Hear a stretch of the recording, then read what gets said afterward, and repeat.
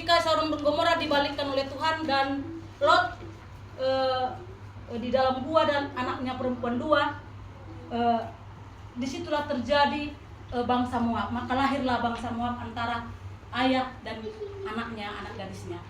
Jadi jadi Lot ini keluarga yang lahir dari bangsa Moab yang tidak berkenan kepada Tuhan. Itulah sejarah bangsa Moab. Boleh nanti kita baca di dalam Kejadian 19:38 berasal yang asal usulnya terjadinya bangsa Moab itu karena hubungan antara saudara anak dan orang tua. Amang Inang, kalau kita lihat zaman sekarang, tadi itulah yang kami gosipkan. Ini bukan kan kebetulan hari ini firman Tuhan. Inilah yang kami gosipkan tadi di belakang. Dunia ini alangkah jahatnya sekarang. Orang tua, ada yang suami membunuh istrinya, kita tidak tahu apa yang terjadi.